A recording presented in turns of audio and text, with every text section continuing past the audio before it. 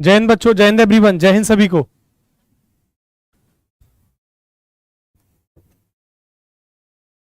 Nikhil sir, unit and dimension दोबारा पढ़ा दो। दोबारा क्यों? दोबारा का मतलब क्या है? दोबारा क्यों? दोबारा उस लेक्चर को नहीं देख सकते? क्यों भाई? निखिल वो उतना ही है आपके लिए, उतना ही है वो 3 ही लेक्चर हैं आपके लिए, उससे ज्यादा नहीं पढ़ना आपको। आपको आपको सिर्फ और सिर्फ डायमेंशनल फॉर्मूला आना चाहिए और यूनिट आना चाहिए, बस और कुछ नहीं आना चाहिए आपको यूनिट एंड डायमेंशन में।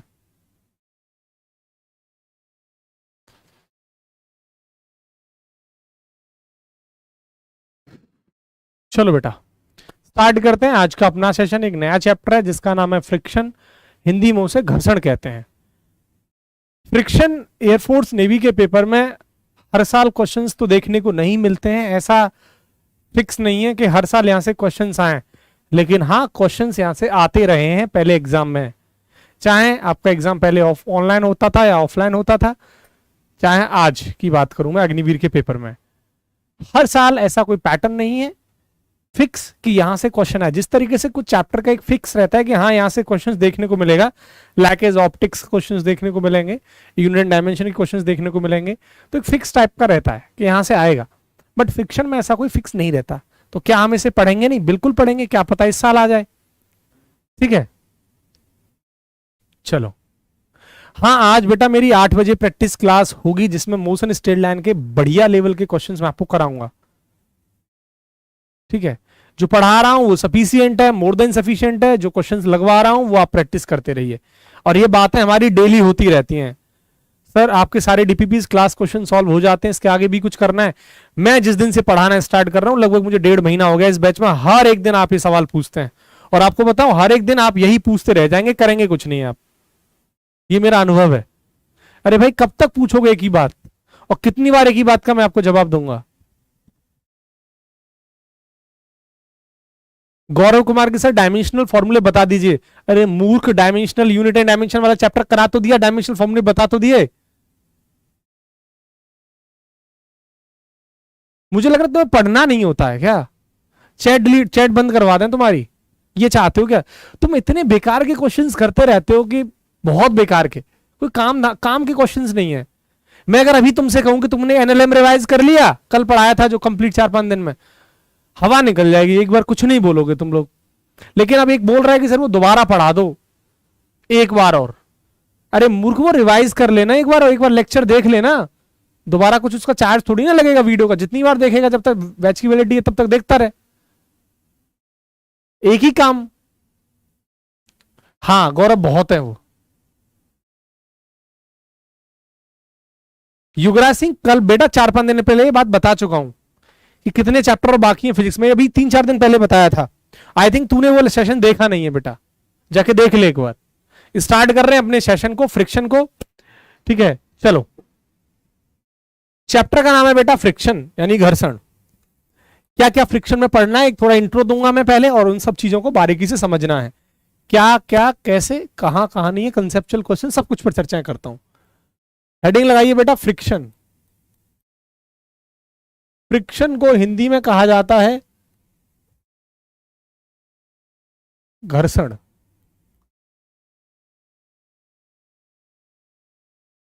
राइट, क्या कहा जाता है? घर्षण कहा जाता है। राइट, फ्रिक्शन क्या है, कैसे, इस पर अभी चर्चाएं करने वाले हैं। एक मिथ है बहुत बड़ा, एक मिथ है बहुत बड़ा, और हमें अपनी एकेडमिक लाइफ से 9, 10, 11, 12 जब से हम फिजिक्स पढ़ रहे हैं, तो मैं देख पाता हूं कि बच्चा रट के बैठा होता है कि सर फ्रिक्शन जो है ना वो हमेशा हमारे मोशन के अपोजिट लगता है, हम ऐसा पढ़ते आ रहे होते हैं। मैं भाग रहा हूं सर, फ्रिक्शन मेरे अपोजिट लगेगा। वास्तव में ऐसा नहीं है, आपको बता दूं वास्तव में ऐसा नहीं है। यही मिथ है, यही झूठ है। वास्तव में फ्रिक्शन आपके चलने में भी हेल्प करता है, सपोर्ट करता है, और आपके चलने का भी अपोज करता है। और ये मिथ है, एकेडमिक लेवल से मिथ रहा है, 9, 10, 11, 12 से मिथ रहा है कि फ्रिक्शन हमारी बॉडी का अपोज करता है, लेकिन वास्तव में ऐसा नहीं है। फ्रिक्शन हमारे चलने में भी सपोर्ट करता है, और इस बात पर मैं भी आपसे चर्चा करूंगा।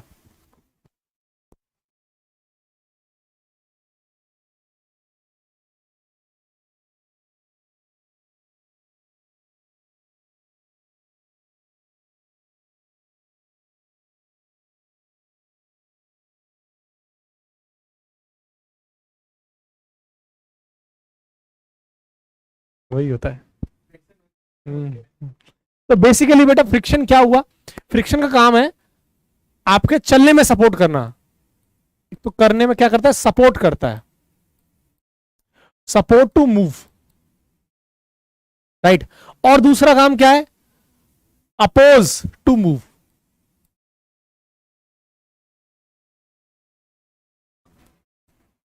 चलने का विरोध करता है, सबसे बड़ी बात।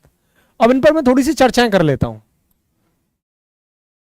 देखो, सपोर्ट का मतलब क्या है? सिंपल है कि मान के चलो एक भाई साहब हैं, ये रहे,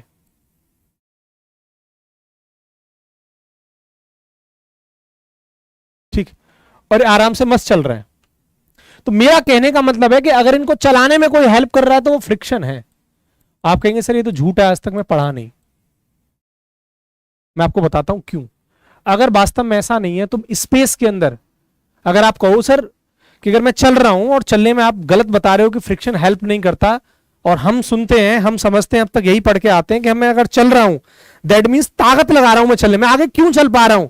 तो अगर मैं डेली लाइफ से समझ पाऊंगा तो ये सोच पाऊंगा क्योंकि मैं आगे ताकत लगा रहा हूं चलने में। लेकिन वास्तव में ऐसा नहीं है, वास्तव में ऐसा नहीं है। वास्तव में प्रैक्टिकली तो है कि फ्रिक्शन आपको हेल्प कर रहा है चलने में।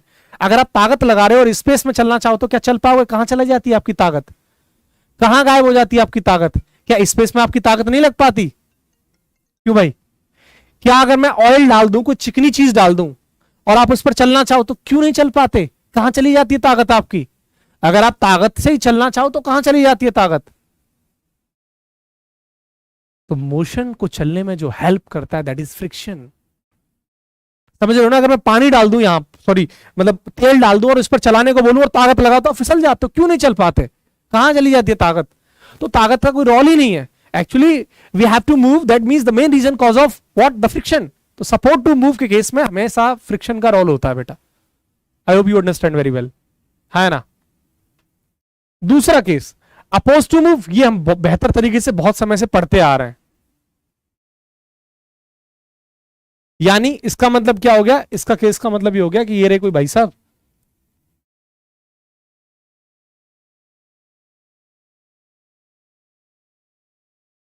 और ये क्या है? मैं अगर चल रहा हूं तो पीछे क्या लग रहा है? फ्रिक्शन चल रहा है। इसका कारण क्या है?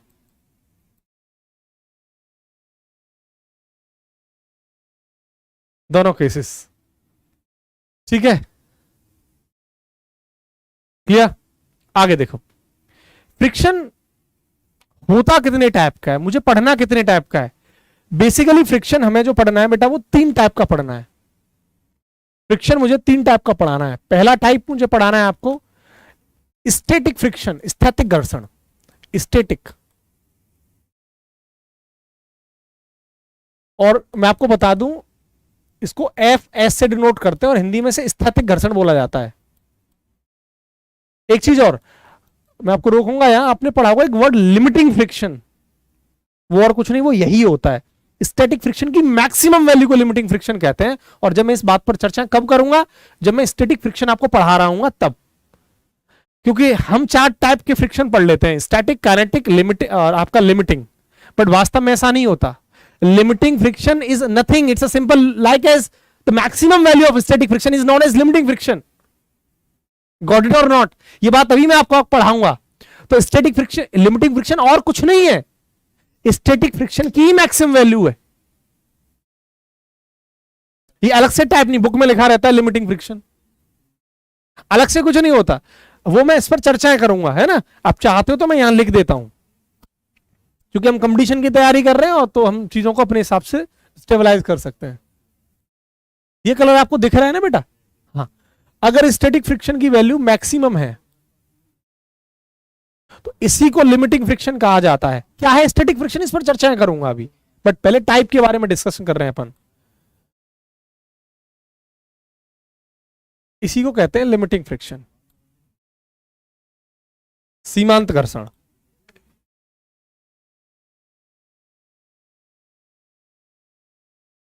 This is limiting friction.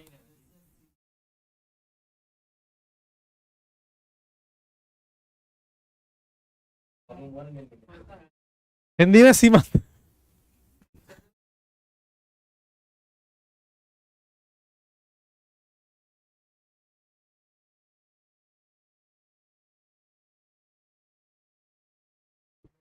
सीमांत घर्षण। तो what is limiting friction? The maximum value of static friction is known as limiting friction.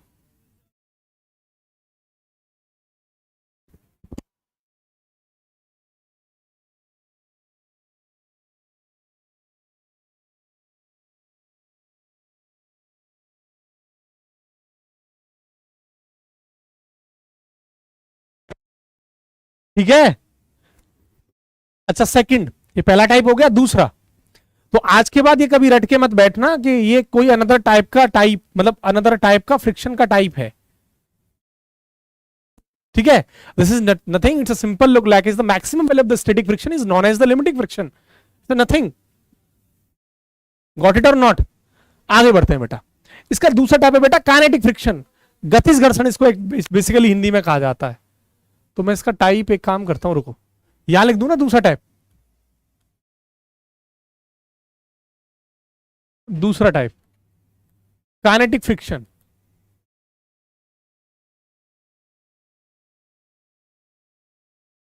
Kinetic friction, kinetic friction को बेटा हिंदी में कहते हैं गतिज घर्षण, और इसको एफ के से डिनोट करते हैं। दैट इज स्थैतिक घर्षण एफ एस, और एफ के इज गतिज घर्षण।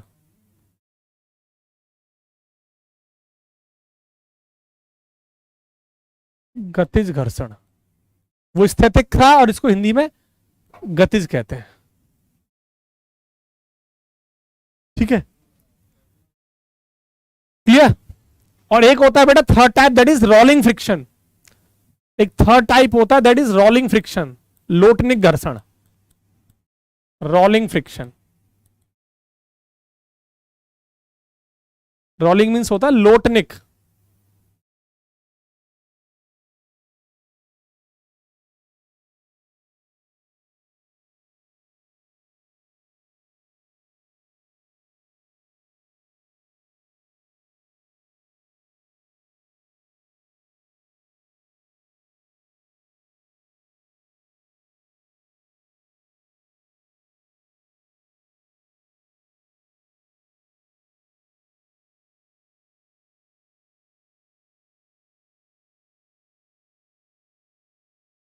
सर क्लियर है ना?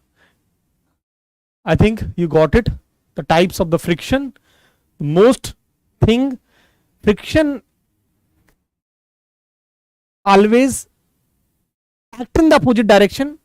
It is a myth. Nothing else.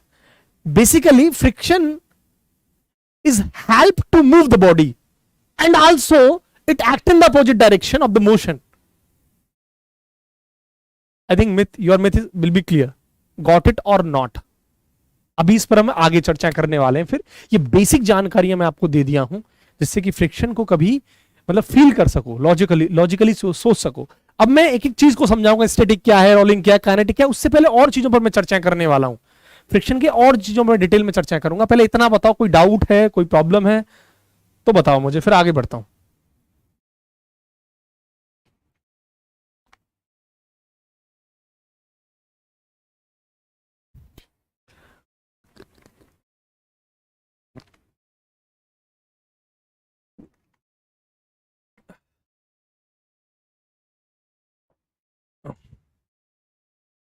हाँ, सर्पी घर्षण बोल दो, लोटनी घर्षण, वो एक ही मतलब होता है। आई थिंक क्लियर है ना? चलो आगे बढ़ते हैं, एक चीज और आगे बढ़ते हैं ना। नेक्स्ट पेज पे यही यही समझा देता हूं। देखो नेक्स्ट पेज पे चलते हैं, चलो देखना ध्यान से।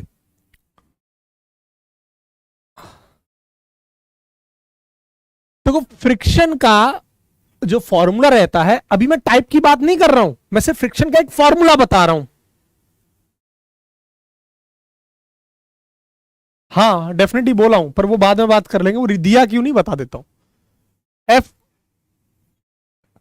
एक फॉर्मूला रहता है कि एफ बराबर म्यू इंटू एन। अभी सर एफ क्या है, म्यू क्या है, एन क्या है, इस पर थोड़ी बताओ। एक फॉर्मूला है बेटा, is nothing, it's simple. N is the normal reaction. आपको मैं कितनी बार चैप्टर में नहीं पढ़ाया, प्रतिक्रिया बल इसको हिंदी में कहा जाता है। एफ सर इट्स नथिंग बेटा, ये फ्रिक्शन फोर्स है, घर्षण बल है। दिस इज अ फोर्स, कौन सा फोर्स? फ्रिक्शन फोर्स घर्षण बल है। And what is mu? Mu बेटा सिंपल, इट इज जस्ट, इसको कहा जाता है म्यू को coefficient end of friction.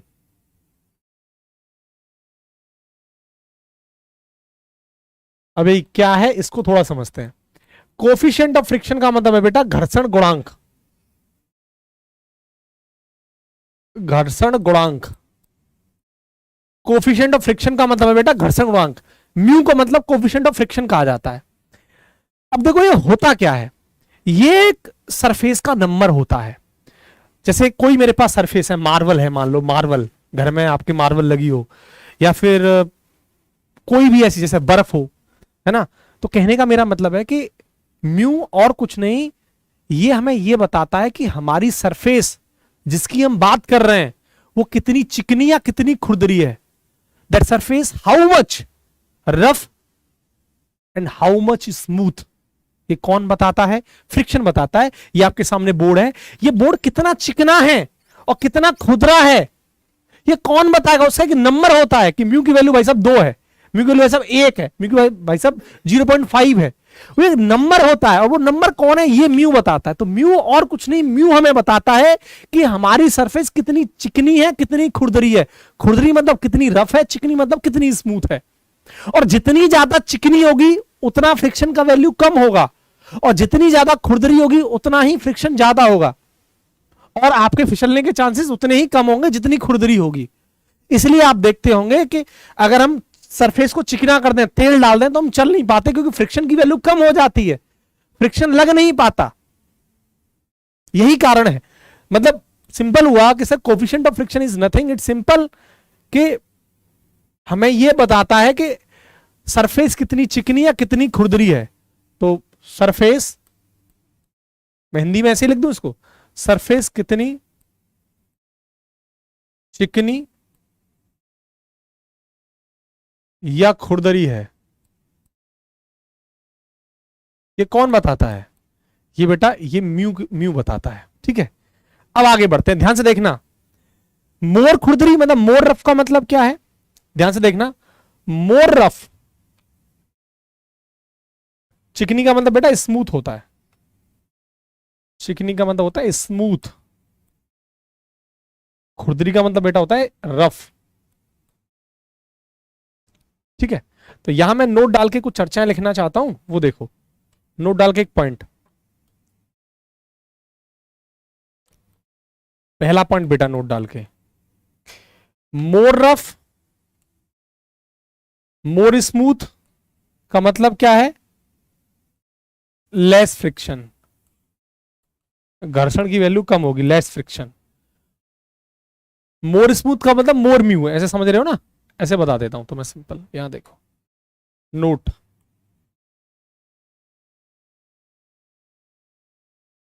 More smooth,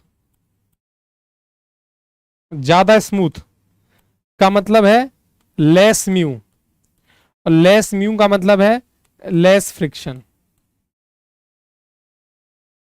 ठीक है, दूसरा मोर रफ, ज्यादा खुरदरी सरफेस हो, इसका मतलब है मोर म्यू, और इसका मतलब है मोर फ्रिक्शन।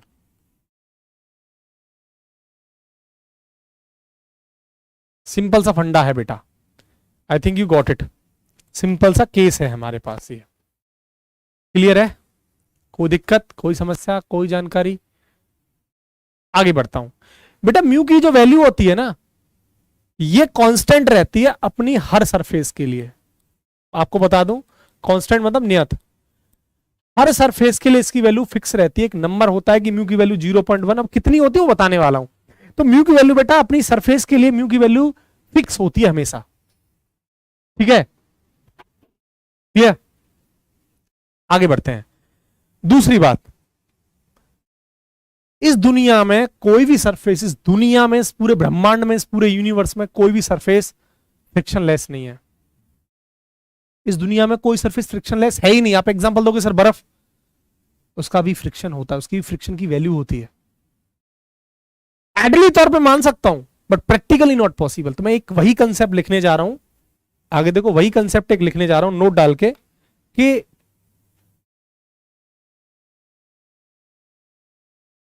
जो म्यू की वैल्यू होती है ना बेटा, म्यू की वैल्यू 0 होने का मतलब क्या है और म्यू की वैल्यू 1 होने का मतलब क्या है। अगर म्यू की वैल्यू 0 है मतलब समझ रहे हो सरफेस फ्रिक्शनलेस है, फ्रिक्शन लेस सरफेस है, मतलब वहां कोई फ्रिक्शन नहीं है, घर्षणहीन सतह।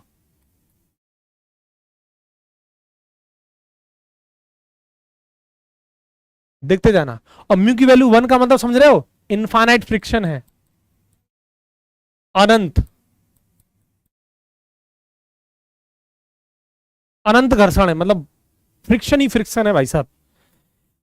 इस बात से आपको पता है क्या क्या पता लगा, इस बात से आपको पता लगा कि म्यू की वैल्यू 0 से लेके 1 के बीच में लाई करती है। मतलब म्यू की वैल्यू 0 से 1 के बीच में लाई करती है।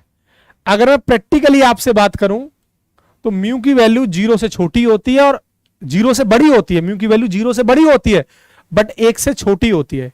ये तो हुआ प्रैक्टिकल डेटा, ये तो हुआ बेटा practically, this is practically possible.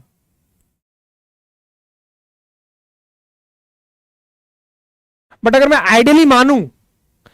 Ideally मानूं तो बोल सकता हूं कि म्यू की वैल्यू 0 के बराबर और 0 से बड़ी एंड 1 से छोटी और 1 के बराबर हो सकती है, बट ये आइडियली कंसेप्ट है, आइडियली नॉट प्रैक्टिकली, आइडियली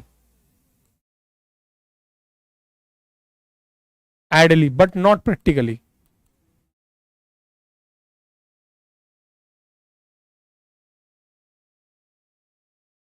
बोलो हाँ के ना, क्लियर।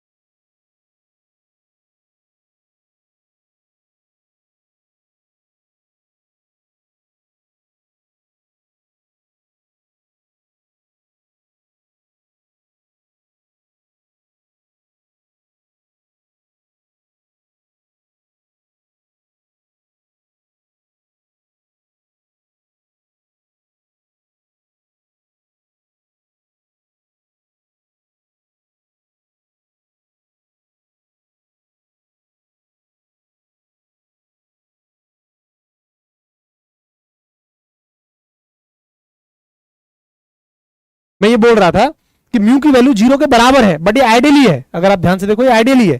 इसका मतलब ये हुआ कि प्रैक्टिकली म्यू की वैल्यू 0 के बराबर पॉसिबल नहीं है, इसका मतलब कोई भी सरफेस इस दुनिया में फ्रिक्शनलेस नहीं है प्रैक्टिकली। तो मैं वही बात नोट डाल के लिख रहा हूं।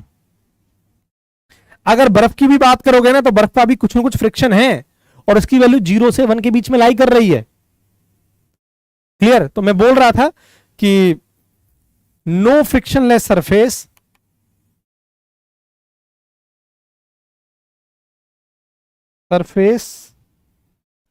exist in the universe practically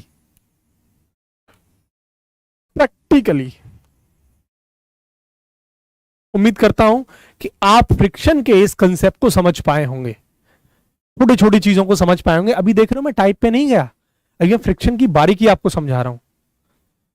अभी थोड़ा सा और कुछ पॉइंट्स मैं आपके सामने रख रहा हूं, है ना। देखो यहां से कंसेप्ट रख रहा हूं। मैं बोला था ना कि म्यू की वैल्यू कांस्टेंट होती है अलग अलग सरफेस के लिए, तो यहां से अगर ये कांस्टेंट है ना, तो एक एयरफोर्स का बड़ा खूबसूरत सवाल पूछा गया है कि बेटा जो एफ है ना वो एन के डायरेक्टली प्रोपोर्शनल रहता है। अब सर ये एन क्या, ये आप सबको पता है, पढ़ चुके हो कि सर एक बॉडी है, हम जानते हैं अगर वो किसी इंक्लाइंड प्लेन पर नहीं है तो इस पर एम जी तो नीचे लग रहा होगा और एन एम जी के बराबर होगा। बोलो हाँ के ना। अगर इंक्लाइंड प्लेन पर है तो एन एम जी के बराबर नहीं होगा, एनएलएम में बहुत अच्छे से डिस्कस किया हूं। तो एन बराबर एम जी होगा, हाँ है ना। तो एन और कुछ नहीं, एक नॉर्मल रिएक्शन होती है जो हमें हवा में जाने से रोकती है, राइट। तो यहां से मुझे पता लगा कि जो फ्रिक्शन फोर्स है basically depend on what, N. F हमारा एन पर डिपेंड करता है। तो आपने यही इसलिए देखा होगा, एयरफोर्स का बड़ा खूबसूरत सा सवाल है, 2018 में पूछा गया सवाल एयरफोर्स में, और 2021 में आईसीजी जीडी का पूछा गया सवाल, और एनडीए 2021 का सेकंड पेपर में एनडीए का पूछा गया सवाल, और नेवी का 2022 फर्स्ट में पूछा गया सवाल। बड़ा खूबसूरत सवाल पूछता, सेम क्वेश्चन। बोलता है कि अगर बारिश का टाइम है तो आप जब चौड़े स्टेप रखते हो तो आप फिसल जाते हो, क्यों? इसके पीछे का कारण क्या है? जब भी आप देखते होंगे हम बारिश पड़ रही है, कीचड़ हो रही है रोड पे, तो हम छोटे छोटे स्टेप रखते हैं, ज्यादा चौड़ा पैर कर लेते हैं तो फिसल जाते हैं, क्यों? क्वेश्चन है व्हाई।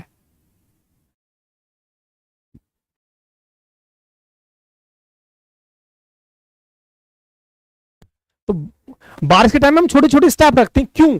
उसका कारण पता है ये क्यों? देखो मैं बताऊं। तुम जैसे इसको चौड़ाओगे, ध्यान से देखना, जैसे ही पैर को चौड़ाओगे नॉर्मल रिएक्शन और एम जी की वैल्यू बदल जाएगी। एन देखो देखो, एन परपेंडिकुलर है, ऐसे समझो। इसको जितना ज्यादा तुम बढ़ाते जाओगे तो एन कभी भी एम जी के बराबर नहीं रहेगा, और ग्रेविटेशन फोर्स उसको सपोर्ट नहीं करेगा, बराबर नहीं रहेगा। और जब ये एन एम जी के बराबर नहीं रहेगा ना, तो फिर इंबैलेंस हो जाएगी बॉडी और काम नहीं कर पाएंगे, आप फिसल जाएंगे। देखो जितना छोटा स्टेप रखोगे, बहुत छोटा छोटा, उतना ही आप सेफ फील कर पाओगे। जैसे जैसे पैर चौड़ाते जाओगे वैसे वैसे चांसेस रहते हैं फिसलने के। समझ रहे हो मेरी बात?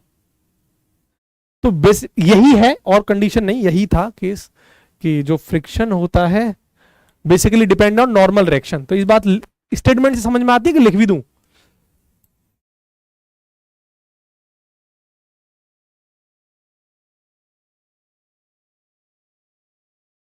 Friction depends on normal reaction, प्रतिक्रिया बल। बोलो यार, हाँ है ना।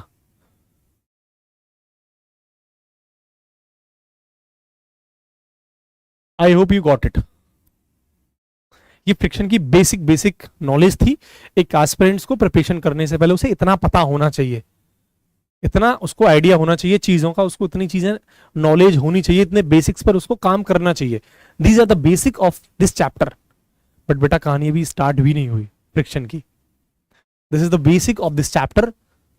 आपको जब भी चैप्टर को स्टार्ट करेंगे तो इस चैप्टर में इतना बेसिक्स, छोटी छोटी नॉलेज, छोटी छोटी बारीकियां आपको आनी चाहिए, और अब चैप्टर की अब शुरुआत होगी।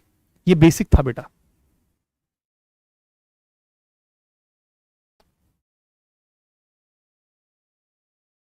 बोलो हाँ के ना। हाँ जी सर बोलिए, क्लियर हुआ?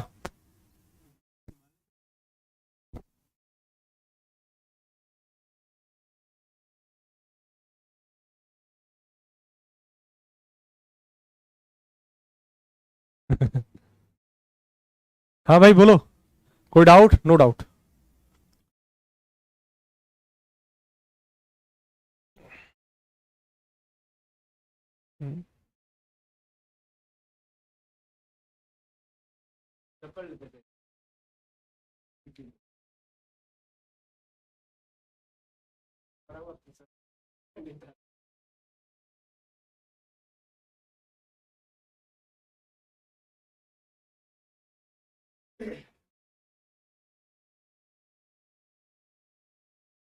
यार आज फ्रिक्शन सुधीर खत्म तो हो जाएगा। अगर मैं डिटेल में नहीं पढ़ाऊं तो खत्म हो सकता है, पर अगर मैं डिटेल में पढ़ाऊं और साथ में क्वेश्चंस भी लगवाऊं तो 2 दिन लग जाएंगे, आज और कल। फ्रिक्शन की क्योंकि क्वेश्चंस भी लगवाने, और मैं आपको बता दूंगा न्यूमेरिकल पूछने की संभावना 99% होती है और 1% आपसे कंसेप्चुअल क्वेश्चन पूछेगा। जब भी इतिहास गवाह है कि जब भी सवाल फ्रिक्शन से आया है, मोस्टली मैंने जिस ईयर का नाम लिया था ना 2018-21, एक आध साल को ऐसे छोड़ दो तो मोस्टली 99% केसेस में ऐसे न्यूमेरिकल आया है। तो इसलिए हमें थोड़ा टाइम भी चाहिए। अगर हमें बढ़िया से जो चैप्टर पढ़ लिया ना, अगर सवाल आया तो छोड़ना नहीं है, बात सीधा उद्देश्य ये है। ठीक है, आगे बढ़े। अब छोटी छोटी और 2-3 चर्चाओं पर डिस्कशन कर देते हैं, फिर अपने चैप्टर पे आगे बढ़ेंगे, है ना। और छोटी छोटी चीजों पर थोड़ी सी चर्चा कर देते हैं। ये तो आप जानते हैं ना, मैंने बताया नहीं कि जो फ्रिक्शन होता है वो हमेशा सरफेस के बीच में लगता है, ये बात तो पता है ना आपको। चलो बताता हूं, यहां से कुछ छोटी छोटी चीजें। अब एक आईसीजी का पूछा गया सवाल है, वो और देख लो। एक देखो यहां से देख पाओगे आप कि म्यू की वैल्यू F/n हो जाएगी, है ना। और F क्या बेटा, force, friction force. N is what, this is a normal reaction. तो बेसिकली ये भी तो एक फोर्स ही है और ये भी तो एक फोर्स ही है, बोलो हाँ के ना। और ये फोर्स है, इसका मतलब म्यू का कोई यूनिट नहीं होता, ठीक है। फ्रिक्शन में सर न्यूमेरिकल मेरी शिफ्ट में आया था, आता है भाई, वही तो बोल रहा हूं बेटा, इसकी कोई यूनिट नहीं होती, नो यूनिट, है ना। तो friction mu has no unit, और आपको पता है अगर कोई यूनिट नहीं होगा तो नो डीएफ, इसका कोई डीएफ भी नहीं होगा, ठीक है। क्लियर है ना। अच्छा, आते हैं पीछे लौट के। देखो मान लो कोई बक्सा है मेरे पास, दिस इज अ बक्सा, ये कोई सरफेस है खुरदरी, ठीक है, एक सरफेस है। और एक मिनट,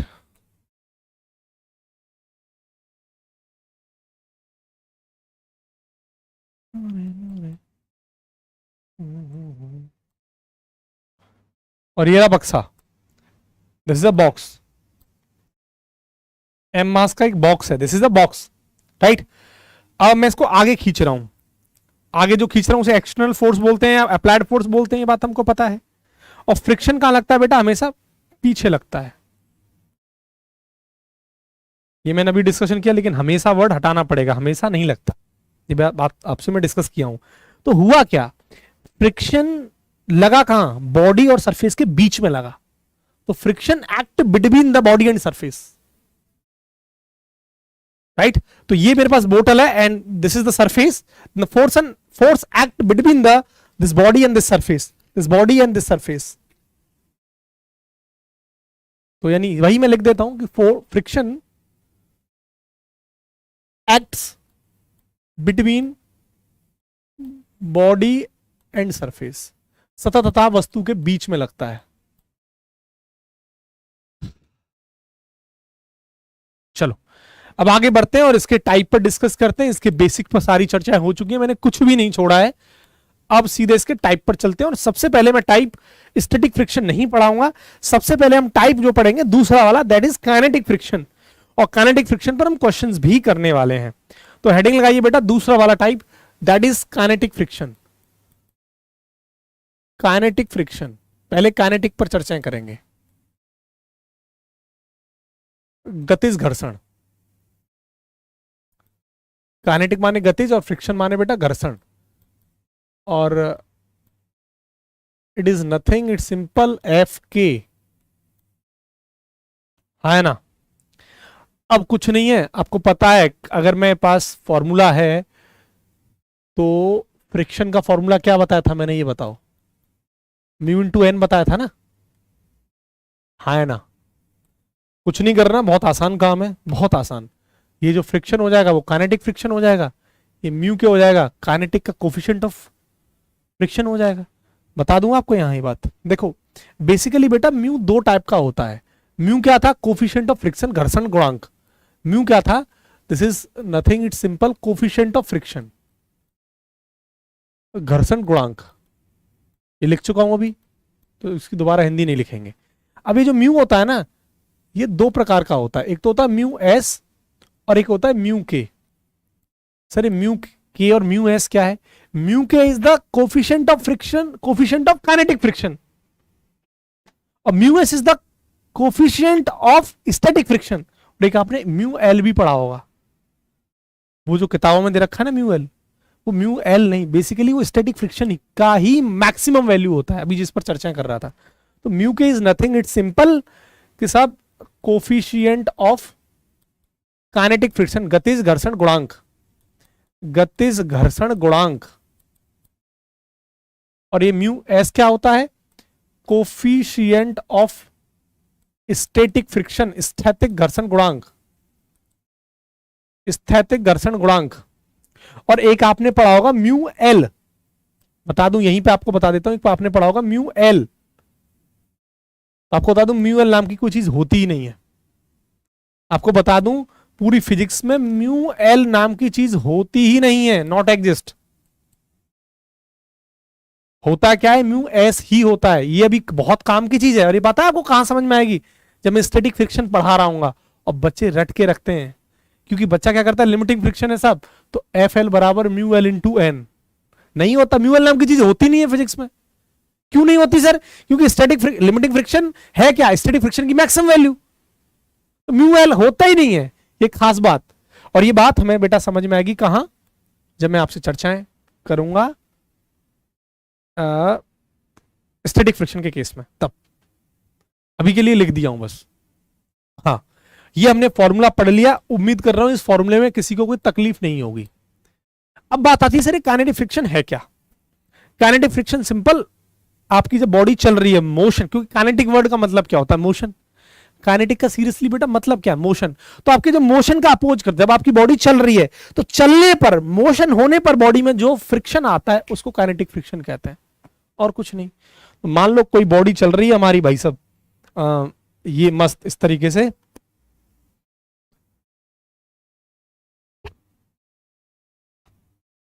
देखो ये रही एक सरफेस है,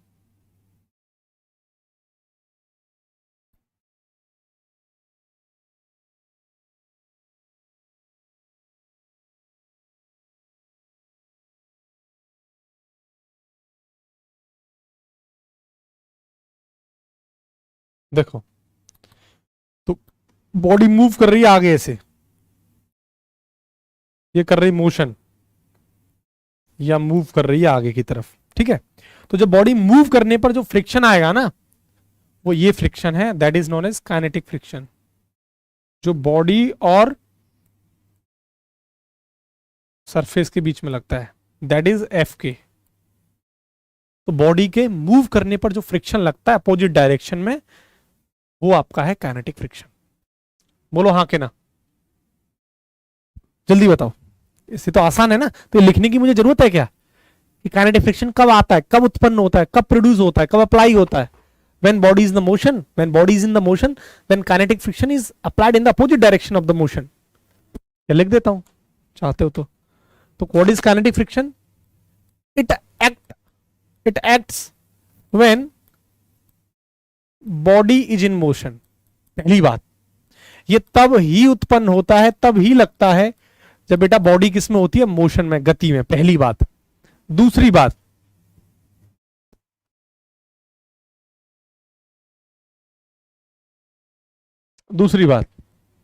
ये बात शायद मुझे लग रहा है लिखने की जरूरत नहीं है कि अपोजिट डायरेक्शन में लगता है, मुझे नहीं लगता है लिखने की जरूरत है। बताओ भाई, आगे बात करें, ठीक है। दूसरी बात बेटा, काइनेटिक फ्रिक्शन की वैल्यू कांस्टेंट होती है, पहली बात, बट इसे कैलकुलेट किया जा सकता है। सर ये कैसी बात है, कांस्टेंट होती है और कैलकुलेट किया जा सकता है। हाँ बताता हूं, मैं एक स्टेटमेंट लिख रहा हूं कि काइनेटिक फ्रिक्शन की जो वैल्यू है वो कांस्टेंट होती है। F, the value of F k is constant, the value of F k constant, but can be calculate, but can be calculate. बोलो हाँ के ना।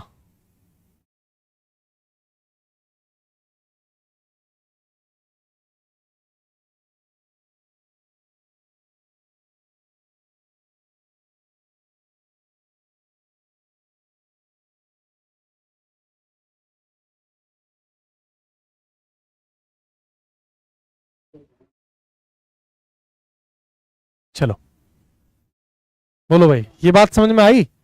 ये बात अभी समझ में नहीं आई होगी कि के की वैल्यू कांस्टेंट होती है और इसे कैलकुलेट भी किया जा सकता है। अभी के लिए इतना दिमाग में रखना है, जब क्वेश्चन कराऊंगा तो ये बात समझ में आएगी। ठीक, एक क्वेश्चन कराता हूं मैं आपको। सवाल बोलता है कि ये सवाल आईसीजी का पूछा गया है बेटा।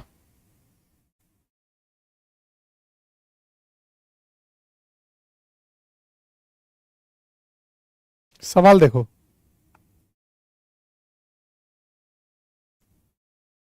एक क्वेश्चन देखो।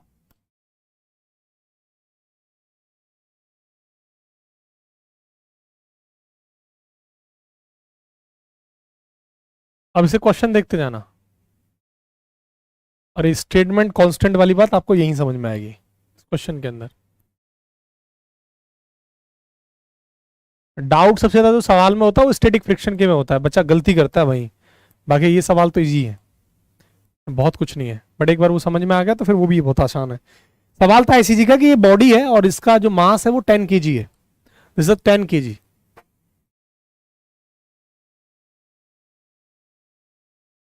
मास आ गया 10 kg सर, और इस पर 50 न्यूटन से खींचा जा रहा है।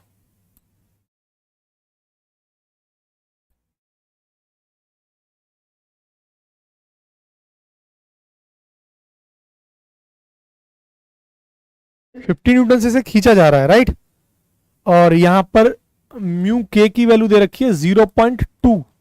ये आपको डेटा दे रखा होगा सवाल में, इसके लिए आपको सरफेस की वैल्यू दे रखी होगी, है ना। और आपसे सवाल पूछ रहा है कि find normal reaction, friction force and acceleration. तीन सवाल पूछा है वो। सवाल पूछ रहा है कि फाइंड फाइंड पहला पूछ रहा है कि आपसे नॉर्मल रिएक्शन पूछ रहा है उसने, प्रतिक्रिया बल बताओ। आसान है, एन बराबर एम जी।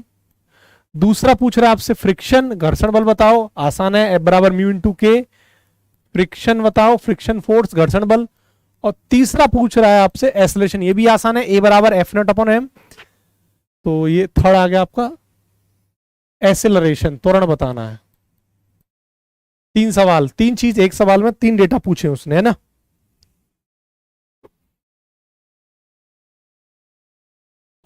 ठीक है। अब देखो, अगर पहला वाला देखेंगे नॉर्मल रिएक्शन कैलकुलेट करेंगे तो वो देखो सॉल्यूशन।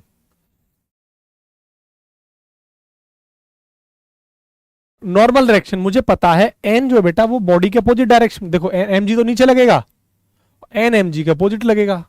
ये तो मेरे लिए आसान है। तो अब तो एन बराबर में एम जी लिख सकता हूं ना। एम मुझे पता है बेटा 10 है, और जी भी बेटा मुझे पता है 10 मान लेता हूं, तो 100 न्यूटन आ गया। फ्रिक्शन फोर्स क्या है बेटा, एफ के बराबर काइनेटिक म्यू के इंटू एन, क्योंकि बॉडी को हम लेके जा रहे हैं। अच्छा, म्यू के की वैल्यू मुझे कितनी है 0.2 और एन की वैल्यू 100 है। बताइए कितना आ जाएगा 20 न्यूटन। अब आप सोचिए इस बॉडी में जो फ्रिक्शन लग रहा होगा पीछे की तरफ वो कितना लग रहा है बताइए, 20 न्यूटन। अब आप खुद सोचिए, अब दिमाग लगाइए, ये वाला फोर्स ज्यादा है या ये वाला फोर्स ज्यादा है। तो आप कहेंगे सर ये वाला फोर्स ज्यादा है, इसलिए तो बॉडी मोशन में है। और जब बॉडी मोशन में है इसलिए जो फ्रिक्शन आ रहा है दैट इज काइनेटिक फ्रिक्शन, और कुछ नहीं है बेटा। आई होप समझ पाए होंगे, यही कहानी है। और थर्ड बेटा पूछ रहा है आपसे एसेलरेशन, वो क्या होता है F net upon M net. F net कैसे निकालेंगे, ज्यादा वाले में से कम को माइनस कर दो, ज्यादा 50 है और पीछे 20 कम है, तो 50 माइनस 20, और एम बेटा 10 है, तो 50 में से 20 गया तो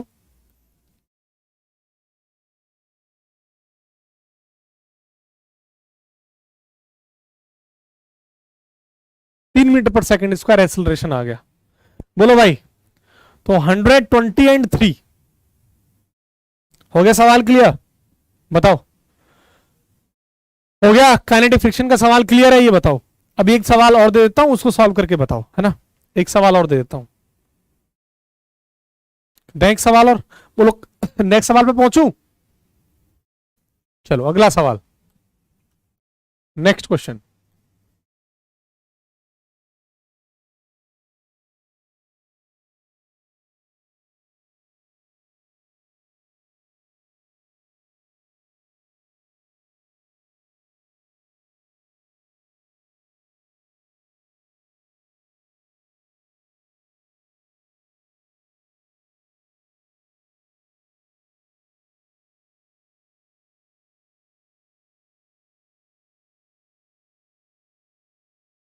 देखो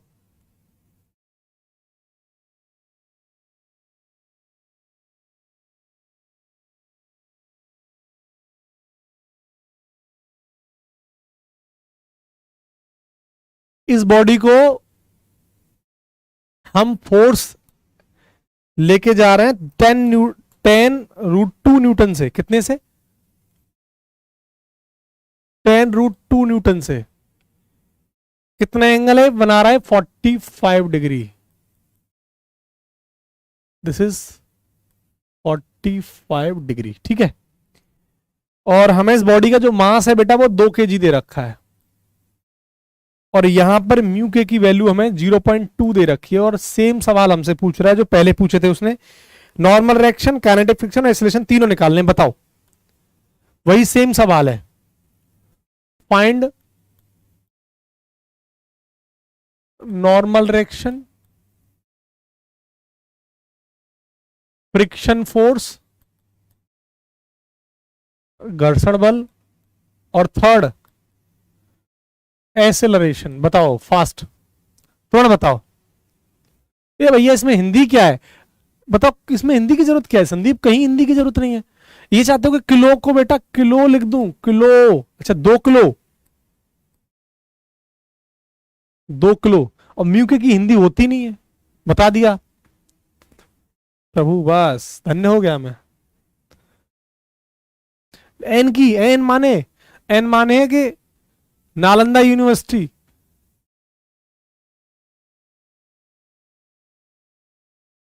कितना आंसर आ रहा है इसका? 10/2/4, अच्छा गुड।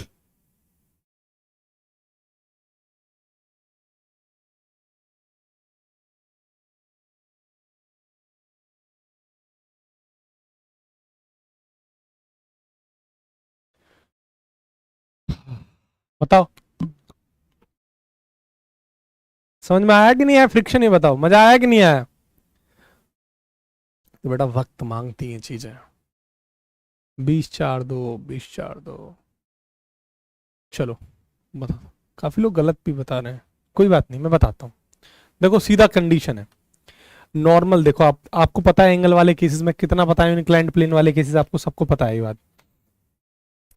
एम जी कहाँ लग रहा होगा? इधर। एन कहाँ लग रहा होगा? ऊपर। लेकिन आपको पता है इससे कंपोनेंट बन जाएंगे, एक तो ये वाला और एक ये वाला, हाँ है ना। तो इसका कंपोनेंट ये कितना बन जाएगा? 10√2 cos 45। 10, अरे यार, √2 cos 45 डिग्री, और ये बन जाएगा 10√2 sin 45 डिग्री।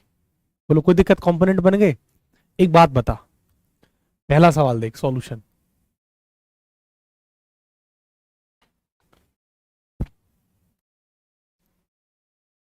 पहला सवाल, ये भी एक फोर्स है और ये भी एक फोर्स है, दोनों एक ही डायरेक्शन में लग रहे हैं, तो जोड़ दो। फोर्स एक ही डायरेक्शन में लग रहे हैं तो जोड़ दो। 45 डिग्री बराबर एम जी के, एम जी बताना कितना है? 20। बोल हाँ के ना। हो गया। अभी बता, sin 45 और √2 तो खत्म, बचा क्या? एन बराबर 20 - 10। एन की वैल्यू तो 10 न्यूटन आ गई बेटा, ठीक है। 20 कहां से आ जाएगी? एन की वैल्यू 10 आ गई ना। अब दूसरा देख, फ्रिक्शन फोर्स एफ बराबर म्यू के इंटू एन। म्यू के मुझे दे रखा है 0.2 और एन मुझे दे रखा है 10। 2 न्यूटन आ गया मेरा फ्रिक्शन फोर्स। अब देख कहां लग रहा है ये? 2 न्यूटन पीछे लग रहा है, 2 न्यूटन लग रहा है काइनेटिक फ्रिक्शन। देख आगे ले जाने में कौन हेल्प कर रहा है? ये वाला फोर्स कितना लग रहा है? 10। तो ये वाला फोर्स ज्यादा है ना। अब देखो मोशन में आ रही है, काइनेटिक फ्रिक्शन उतना लग रहा है तो मूव कर रही है ना ये, क्योंकि ये वाला फोर्स ज्यादा है। थर्ड हो गया। थर्ड देख एक्सीलरेशन निकालना है, F net upon M net. ज्यादा में से कम को माइनस कर दो, 10 में से 2, एम कितना है? 2, 8/2, 4 मीटर/सेकंड स्क्वायर आ गया। आंसर आ जाएगा 10 2 4, 20 2 4 नहीं, 10 2 4 आएगा। राशिद बोल रहा है 30 आएगा। सो रहा है अभी तक, बेटा जगेगा कब? राशिद मेरे भाई कब जगेगा? बोलो, है ना? बताइए, क्या आपको सारे सवाल समझ में आ गए हैं? फ्रिक्शन की इतनी सारी कहानी आ गई हैं कि नहीं आई हैं?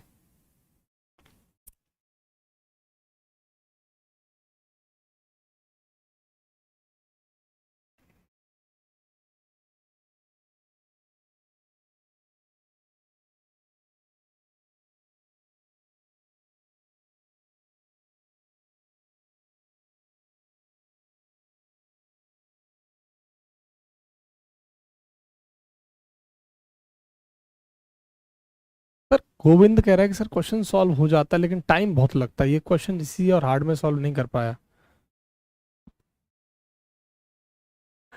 बड़ी समस्या है, तुम लोग एक समस्या नहीं है। पता है प्रॉब्लम क्या है ना शिवम, क्या नाम था उसका, गोविंद, हमें तुरंत चाहिए सब कुछ। मुझे एक बात का जवाब दो, कितना तुम 11th में पढ़ के आए हो? 11th में तुमने मेहनत करी नहीं, आज तुम पहली बार पढ़ रहे हो। पढ़ा वहां भी होगा लेकिन भूल गए होगे, प्रैक्टिस नहीं करी होगी। तुम कोशिश कर रहे हो एक बार पढ़ाया जाए, इतना बुद्धि तेज है कि तुरंत पढ़ लें। मेरे भाई अगर इतना ही आसान होता तो सबके सिलेक्शन हो गए होते। बहुत समय दिया है हमने, बहुत मेहनत की है। आई बस में तो आपको, आप सोच, आपको मेहनत करने की जरूरत है।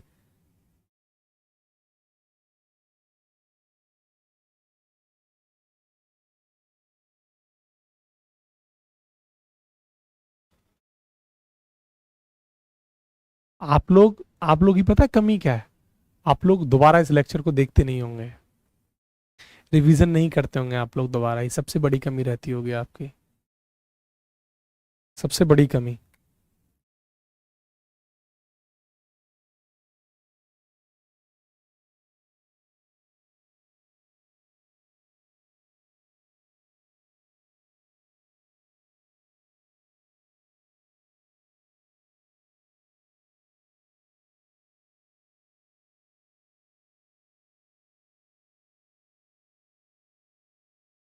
एक सवाल दे रहा हूं आपको, बढ़िया सवाल। हर बार क्वेश्चन देखोगे तो तगड़े मिलते जाएंगे। एक सवाल देखो,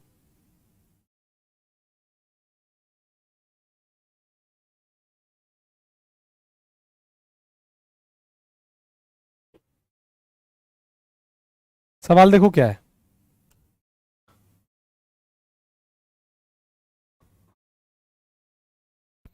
एक बॉक्स है,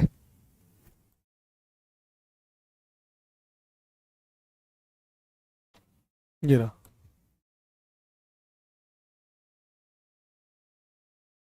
देखो, सवाल को देखते जाना ध्यान से।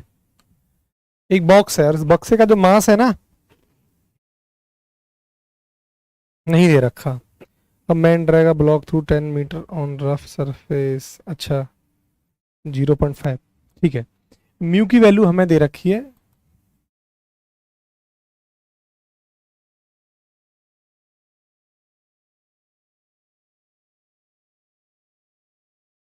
म्यू की वैल्यू दे रखी है 0.5। पहले तो ये समझो। और आगे बोल रहा है कि ये मैन ड्रैग बोलता हूँ। अच्छा, √3 के न्यूटन इस पर एक फोर्स लग रहा है, ऐसे करके। √3 के न्यूटन इस पर एक फोर्स लग रहा है, ठीक है। ये कितना फोर्स लग रहा है? √3 के न्यूटन, इतना फोर्स लग रहा है, √3 के न्यूटन। के का मतलब किलो। और ये कितना एंगल बना रही है यहां से? ये बना रही है एंगल यहां से 30 डिग्री का। ये वाला जो एंगल बन रहा है ना सरफेस से, ये 30 डिग्री का बन रहा है, राइट। तो हमसे पूछ रहा है कि बताइए the work done by the applied force, इस फोर्स द्वारा कितना वर्क लग रहा होगा, यानी आरोपित बल द्वारा किया गया कार्य होगा। सिस्टम आपके पास है, m मास है इसका, ठीक है। तो सवाल तो समझ गए। तो the work done will be, सवाल है कि द वर्क डन ऑप्शन दे देता हूं, the work done by applied force, आरोपित बल, ये आरोपित बल है √3 k N, applied force will be, आरोपित बल द्वारा किया गया कार्य आपसे पूछ रहा है, ये आपका सवाल है। ऑप्शन दे देता हूं, ऑप्शन दे बेटा 0, ऑप्शन बी बेटा 15 किलो जूल, ऑप्शन सी बेटा वर्क निकलवा रहा है 5 किलो जूल, बेटा 10 किलो जूल, ये ऑप्शन है।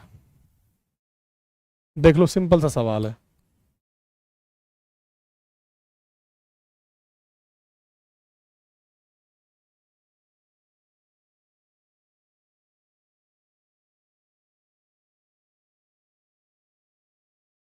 बताओ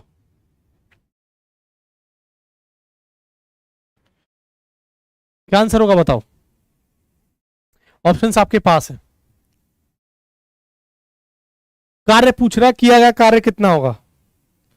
और हाँ, एक चीज और देख लो, ये 10 मीटर इसको आगे बढ़ाया जा रहा है, जो फोर्स लगा रहा है ना √3 k N, ये 10 मीटर आगे जाता है।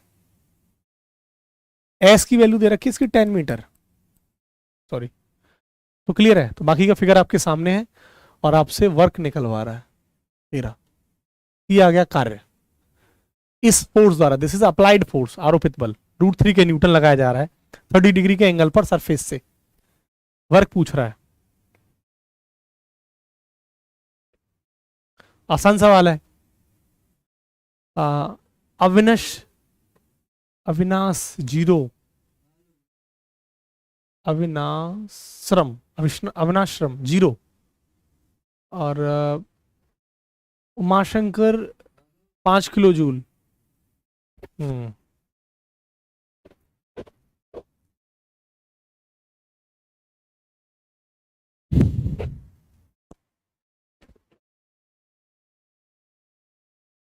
Robin Dubey sir, option D 10 kg, right. Rohit Yadav पूछ रहा है बेस्ट बुक कौन सी, सवाल नहीं कर रहा है, बेस्ट बुक पूछ रहा है। बेस्ट बुक सभी हैं, कभी तू कितना पढ़ पा रहा है ये मैटर करता है, सवाल नहीं लगा रहा, उसे बेस्ट बुक याद आ रही है। Shiva Prajapati sir B 15 kilo joule.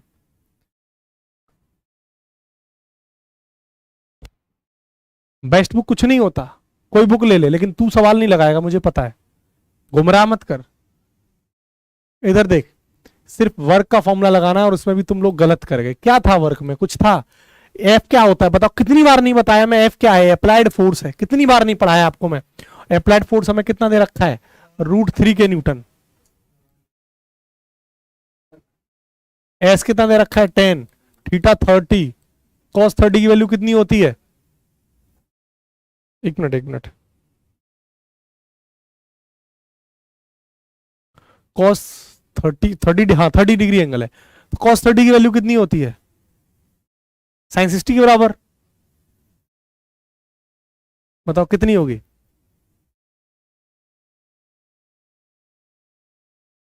Cos 30 की वैल्यू कितनी होती है,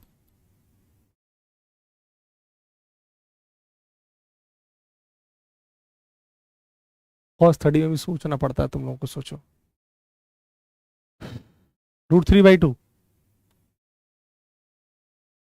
√3 3 और 3 30, 15, 15 किलो जूल वर्क होगा, सोचो ये आंसर होगा। कुछ था इस सवाल में, बताओ कुछ था इस सवाल में। अब आप सोचना, उसने ये किस लिए दिया था, तुम्हें कंफ्यूज करने के लिए, कंफ्यूजन के लिए दिया था, और तुम्हारा दिमाग यहीं चल रहा होगा म्यू पर। तुम खुद सोचो, ये हालत है तुम्हारी। और सिंपल में कितनी बार नहीं बताया तुम्हें वर्क की कंडीशन, कितनी बार नहीं बताया कि जो एफ होता है ये अप्लाइड फोर्स होता है, याद करो। और इस छोटे से सवाल को तुम लोग गलत कर रहे हो, छोटे सवाल को कैसे काम चलेगा बताओ। और तुम इसकी वजह से पूरा खेल गए होगे। कोई 0 बता रहा है, पता नहीं कैसे 0 बता रहा है, समझ में नहीं आ रही, समझ से बाहर है।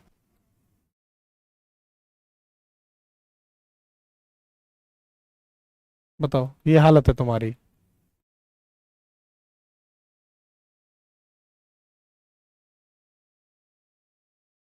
सोचो, ये हालत है तुम्हारी। कुछ था इस सवाल में? कुछ था इस सवाल में? कुछ नहीं था। ये हालत है तुम लोगों की। क्या ही करूं मैं भाई।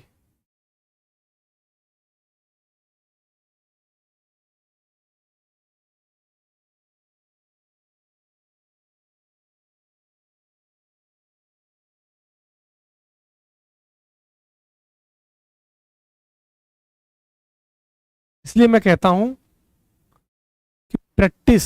अरे यार, बेस्ट बुक कोई नहीं होती। पागल है यार रोहित। बेस्ट बुक कुछ नहीं होती। कोई भी किताब ले ले, वो तेरे लिए बेस्ट है। क्वेश्चन तो तू ही लगाएगा ना। बुक रखी है, नाम है उसका बेस्ट बुक, क्वेश्चन लगा नहीं रहा है, कचरा बुक बन जाएगी वो। कोई भी बुक ले ले जो मन आए। मैं तुझे बताया, कितनी बार बताऊं मूर्ख। हिंदी मीडियम का है तो लूसेंट पकड़ ले बस। हिंदी मीडियम का है तो कितनी बार नहीं बात समझा। अरे एक ही बात को तू एक भी सवाल का जवाब नहीं देता है। मैं क्लास में देखता हूँ, एक भी बात का जवाब नहीं देता है। तू खाली ड्रामा करता है, बकैती करवा लो तुझसे। बता रहा हूं, क्वेश्चंस जितने लगा सको लगा लो।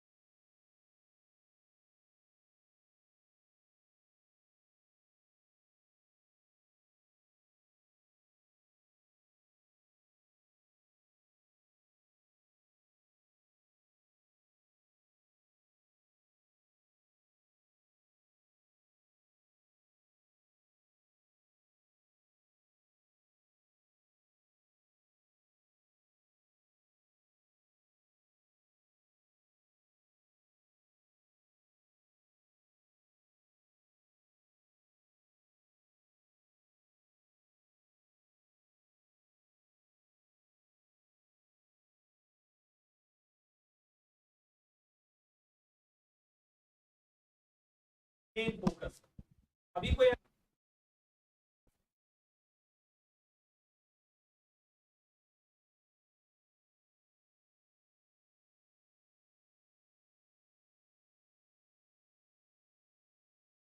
ठीक है बेटा, अब साउंड आ रहा है ना? ठीक।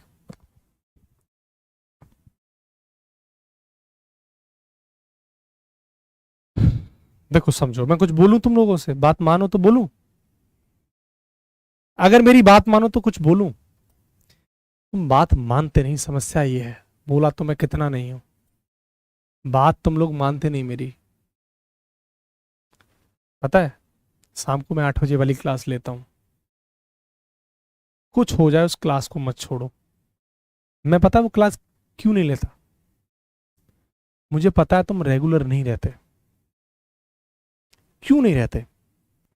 और यही कारण है कि मैं वहां क्लास नहीं लेता हूं, इसलिए रेगुलर, इसलिए, और कोई कारण नहीं है।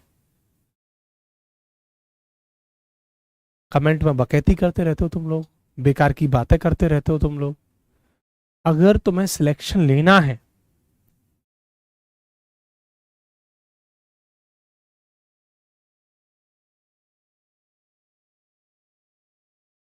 अगर आपको सिलेक्शन लेना है तो एक चीज याद रखना। जो आप कमेंट में हाय प्रिया, हाय सोनम, हाय दिव्या, ये सब करते रहते हो ना, पहले इसको त्याग दो।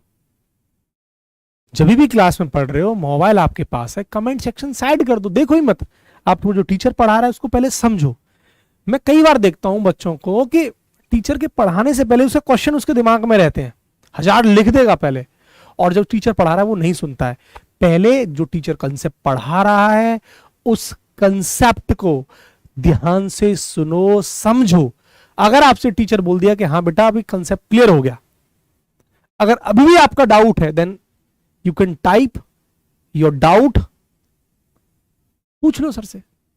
लेकिन पहले आप पूरी बातें तो सुनो उसकी, क्या पता आप जो पूछना चाह रहे हो वो कंसेप्ट के अंदर डिटेल में चर्चाएं करें। अब मुझे लो, मैं क्या करता हूं एकदम बेसिक से उठाता हूं चीजों को धीरे धीरे करके।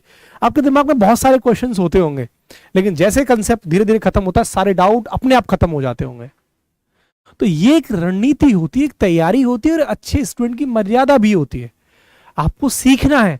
हम देखते हैं थोड़ा सा ज्ञान होता है और बहाते रहते हैं। एक कहावत है हमारे हिंदुस्तान में, बड़ी बड़ी पुरानी कहावत है गांव में, कि अधकर गगरी छलकत जाए। ठीक है, आधी भरी हुई गगरी छलकती जाती है, हिलती जाती है। तो आधा ज्ञान हमेशा वो आदमी में उड़ेलता रहता है, इधर उसे लगता है कि मैं ही हूं भाई साहब अब तो। और भरपूर ज्ञान उड़लता नहीं है। इसको समझा करो इन चीजों को। और कितनी बार नहीं बताया, कमेंट को साइड कर दो। आप अनुभव करना है इस बात का, मैं जो बोल रहा हूं। आप क्लास में एक दिन एक काम कर लो, 2-3 दिन कमेंट मत करो, बंद कर दो। हेलो सर, जय हिंद सर करो, बंद कर दो, कमेंट मत देखो। आप देखना आप क्या आप उस दिन उस क्लास को अच्छे से एंजॉय कर पाए हैं, क्या आप ज्यादा रेट से चीजों को उस दिन सीख पाए हैं, कंपैरिजन ऑफ जो आप पहले हाई प्रिया हाई सोनम करते थे कमेंट के अंदर। तो आप समझ पाएंगे कि आप अब ज्यादा समझ पाए। कमेंट आपने बंद कर दिया तब।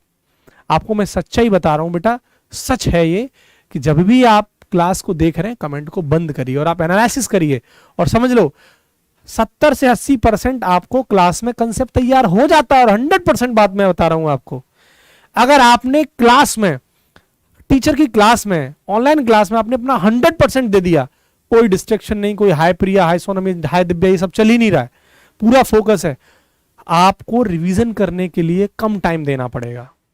और अगर आपने क्लास में नहीं पढ़ा तो दोबारा आपको लेक्चर देखना पड़ेगा। आप सोचो आपका टाइम खराब हुआ, दोबारा आपको पढ़ना पड़ेगा, सोचो आपका टाइम खराब हुआ। तो क्यों?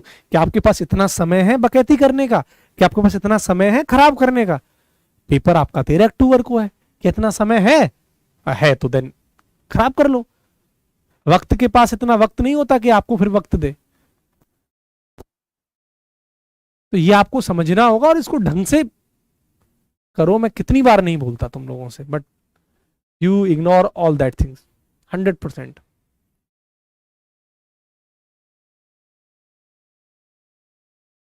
और मैं आपको एक चीज और बताता हूं, एक भरोसा दिलाता हूं आपको बच्चों।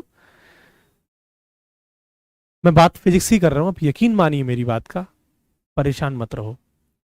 मैं ऐसे ऐसे बच्चों को जानता हूं ना यार, मैं आपको आज एक उदाहरण देता हूं। मैं ऐसे ऐसे बच्चों को जानता हूं जो बच्चे मेरे पास पढ़ने आते थे ऑफलाइन क्लास के अंदर, और मुझे खूब अच्छे से याद है ये घटना। मैं आपको बताता हूं, ये सन 2000 आई थिंक 2018 की एक घटना है। एक लड़का था जिसका नाम रोविन था। ये 2018 की घटना, और ये घटना है मथुरा की। 2018 मथुरा की घटना है। मेरे पास वो ऑफलाइन पढ़ने आया बच्चा। रैंडमली क्या है कि वो अचानक से कोचिंग रास्ते में थी तो वो आया मुझसे पढ़ने 2018 में। मैं क्या देखा कि वो बच्चा पढ़ने में बहुत वीक था। एयरफोर्स की प्रिपरेशन करा रहा था, मैं ऑफलाइन बैच था, तब ऑनलाइन नहीं था, मैं ऑफलाइन पढ़ाता था। तो वो बच्चा आता है मेरे पास और पढ़ता है। मैं देखा कि बच्चा बहुत कमजोर है और मैं सोचता था यार ये नहीं कर पाएगा। लेकिन गुजर गया वक्त, 1 महीना गुजर गया, 1.5 महीना गुजर गया, 2 महीना गुजर गया। मैं टेस्ट कंडक्ट करता था। मैं क्या करता था, ऑफलाइन क्लासेस में 10 दिन में 15 दिन पे मैं टेस्ट कंडक्ट करते रहता था क्वेश्चंस का। तो मुझसे एक आइडिया लगता रहता था कि कौन बच्चा इंप्रूव कर रहा है। ठीक है, और मैं पर्सनली ध्यान देता था इस बात पर कि लास्ट टेस्ट में किस बच्चे के कितने मार्क्स में इंप्रूवमेंट हुआ और किस बच्चे के मार्क्स में गिरे हैं। और मैं पर्सनली उन बच्चों से मिलता था उस दिन और बात करता था कि ऐसा क्या हुआ। तो बच्चे अपनी वजह बताते थे कि सर पढ़ाई नहीं की है, या सर इस बार घर में बड़ी प्रॉब्लम थी नहीं पढ़ पाए। अपने अपने जो जो इश्यूज होते हैं बच्चा बताता है। लेकिन जो रॉबिन नाम का लड़का था, मैं देख रहा था कि उसके पिताजी, आपको सच्चाई बता रहा हूं, उसके पिताजी बॉम्बे में होटल पर बर्तन साफ करने का काम करते थे और बहुत ही गरीब, बेहद गरीब फैमिली से बिलोंग करता था वो बच्चा।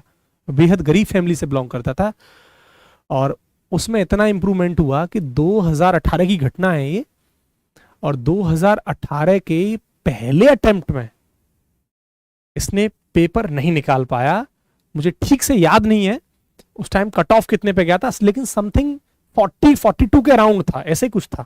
2018 की घटना है। उसके मार्क्स 2-3 नंबर कम थे, और मुझे बहुत कॉन्फिडेंस मिला उससे। फिर मैं पर्सनली इसको गाइड किया, और यकीन मानिए अगला ही पेपर नेवी का था, और आई थिंक नेवी की कट ऑफ 49, 48, 50 ऐसे समथिंग गई थी, 48, 49 ऐसी गई थी। तो उसके नंबर 18-19 नंबर एक्स्ट्रा थे उसके, सच बता रहा हूं आपको, 18-19 नंबर एक्स्ट्रा थे, और उसका क्लियर हो गया नेवी एकदम फर्स्ट क्लास।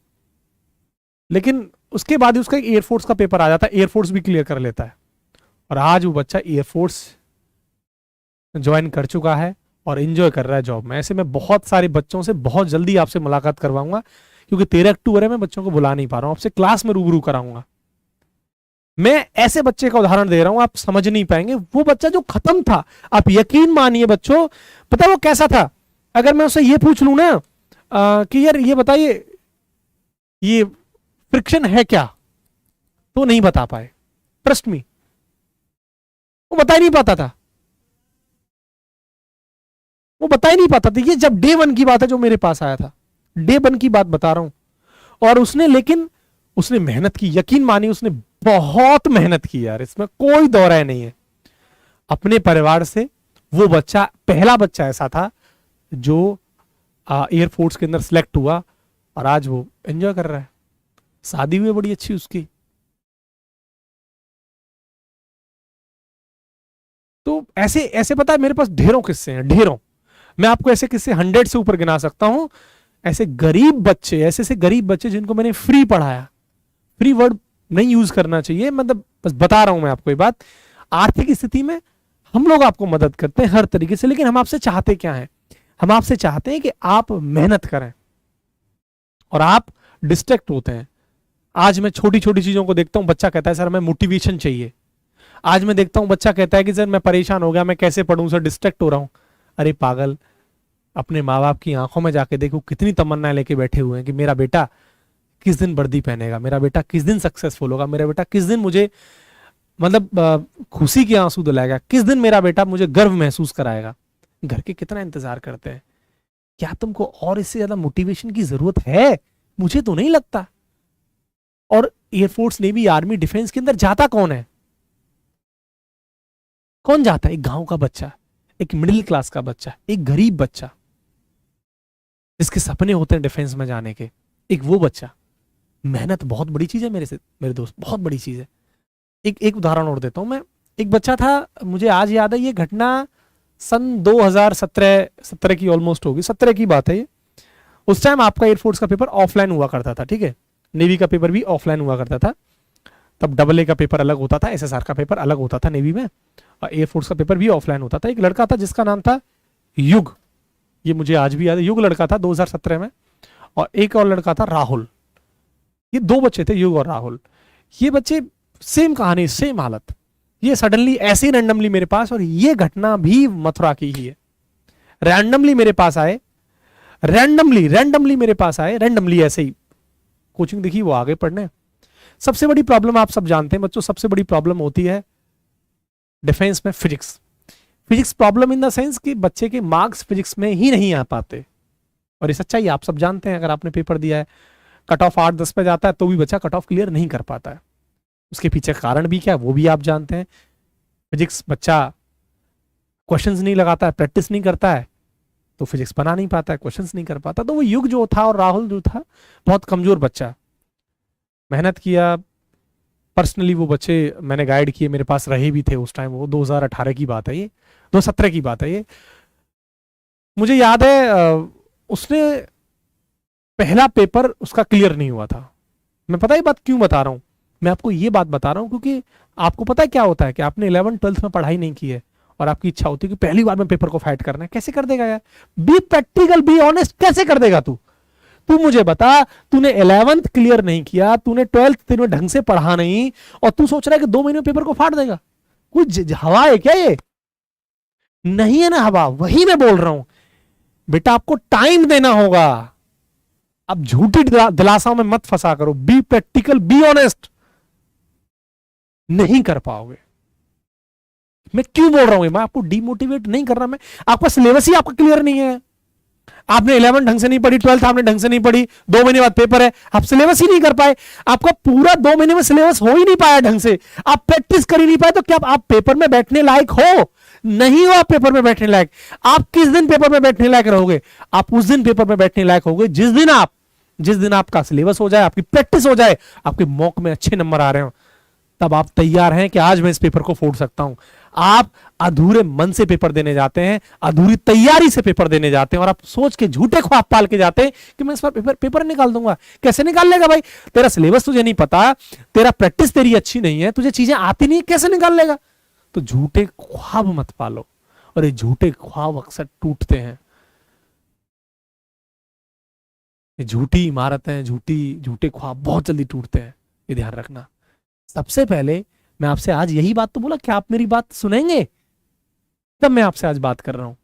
हमेशा ये बातें नहीं करता मैं। आपको पहले अपने सिलेबस को क्लियर करना पड़ेगा मेरे दोस्त। सबसे पहले सिलेबस को अच्छे से पढ़। सिलेबस हो गया तेरा कंप्लीट, अब प्रैक्टिस कर। प्रैक्टिस जितना दबा के प्रैक्टिस कर सकता है। अब यकीन मानो मेरी बात का, जितनी मैं मेहनत कर सकता हूं उतनी मेहनत करूंगा, लेकिन मुझे दिखना तो चाहिए पोटेंशियल।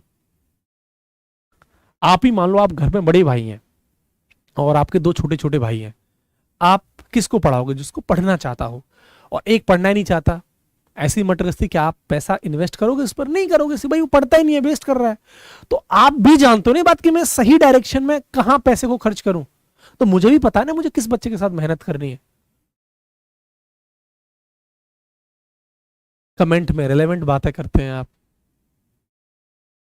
हर वक्त आप मजाक के मूड में रहते हैं, हर वक्त एंजॉय। क्या कभी आपको अपने परिवार या मम्मी पापा की आंखों के आंसू नहीं दिखाई दिए? पापा जो आंखों के आंसू दिखा नहीं पाते, क्या आपने कभी दिल से सोचा है कभी?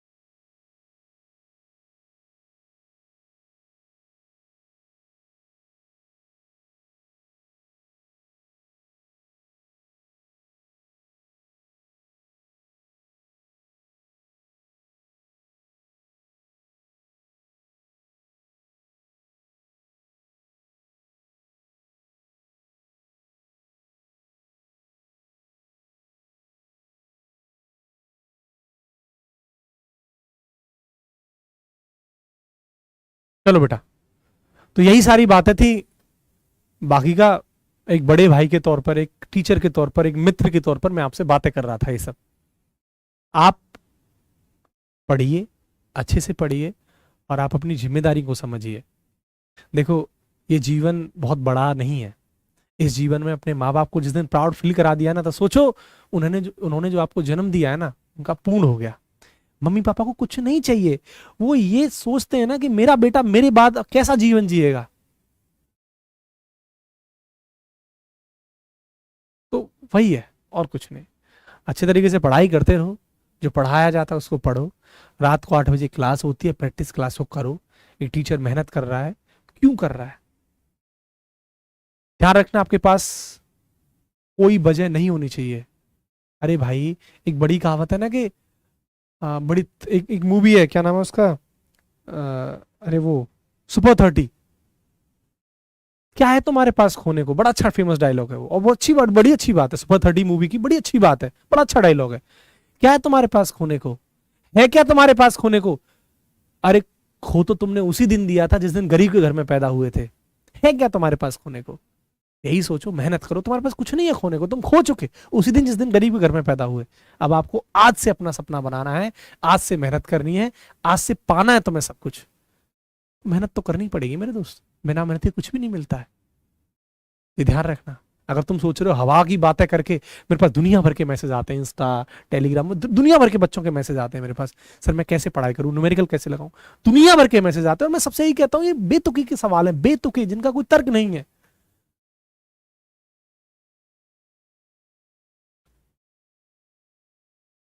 इसलिए अच्छे से पढ़ो, ठीक है। आपको मोटिवेशन की जरूरत नहीं है मेरे दोस्त, जरूरत ही नहीं है आपको मोटिवेशन की। आपके पास आपका परिवार खड़ा है उम्मीद है लेके यार, कौन सा मोटिवेशन। संदीप महेश्वर की मोटिवेशन की जरूरत नहीं है आपको, एक सर आए बोल के चले गए उसकी मोटिवेशन की जरूरत नहीं है। आपका परिवार खड़ा है, आपकी जिम्मेदारी आपके सामने खड़ी है, घर में बहन है उसकी भी शादी करनी है, एक भाई है उसको भी देखना है, माँ बाप बूढ़े हो चले हैं, मेहनत कर रहे हैं, 500 रुपए रोजी रोजी पे कहीं काम करते हैं, क्या तुम वो देख पा रहे हो?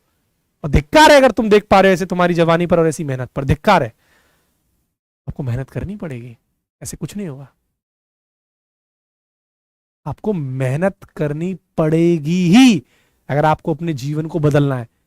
अरे क्या पशु पशु भी वही करते हैं जो आप कर रहे हो। इंसान क्यों स्पेशल है? क्यों? क्योंकि इंसान के पास दिमाग है, और ये दिमाग इंसान को स्पेशल बनाता है क्योंकि उसके पास सोचने की क्षमता है, पशु के पास सोचने की क्षमता नहीं है। बच्चे पैदा पशु भी करते हैं, क्या क्या अंतर है आप में और पशुओं में? क्या अंतर है? दिमाग, और ये दिमाग से आप सब कुछ कर सकते हैं, जीवन को बदल सकते हैं। और इसीलिए सिंपल, उम्मीद करता हूं आप समझ पाएंगे मेरी बात को। और डेली नहीं बोलूंगा क्योंकि समय नहीं है बेटा हमारे पास, इतना वक्त नहीं है उतना, ठीक।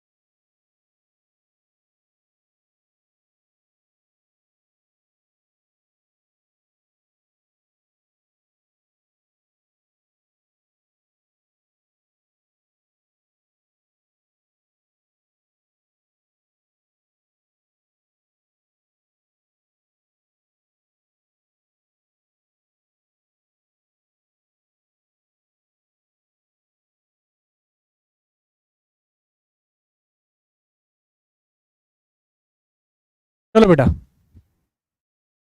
सर आ गए थे है ना। सुनो अब मेरी बात, कुछ नहीं करना है, ज्यादा नहीं सोचना है, अपने काम पर लग जाना है, ठीक है।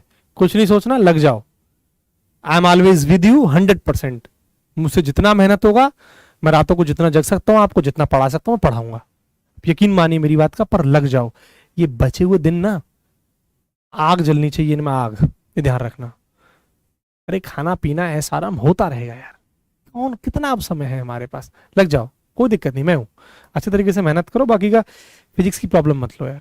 8 बजे प्रैक्टिस क्लास धुआंधार तरीके से करो, ये ध्यान रखना। प्रैक्टिस में कमी मत करो, ये प्रैक्टिस तुम्हारे लिए रामबाण है, ये ध्यान रखना। प्रैक्टिस कमी कर दी फिर दिक्कत हो जाएगी। चलो यार आगे बढ़ते हैं है ना। तो बेटा हम लोग जो चर्चाएं कर चुके हैं ना, वो हम लोगों ने फ्रिक्शन पर चर्चाएं करी हैं। उम्मीद करता हूं ये कंसेप्ट आपको बारीकी से समझ में आया होगा। बोलो एक बार हाँ या ना लिख दो जल्दी से फास्ट। हाँ या ना लिख दो एक बार फास्ट बेटा, हाँ या ना लिख दो कि हाँ सर समझ में आया नहीं आया।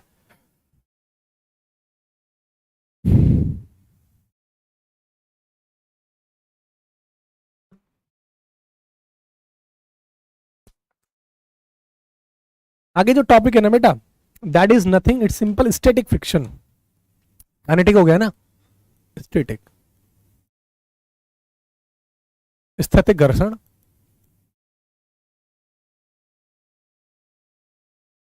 और ये कल पढ़ेंगे हम। कल हम इसको खत्म कर देंगे। 8 बजे मिलेंगे। बढ़िया लेवल के क्वेश्चंस लेके आया हूं, फर्स्ट क्लास लेवल, तगड़े लेवल के क्वेश्चंस लेके आया हूं आज मैं।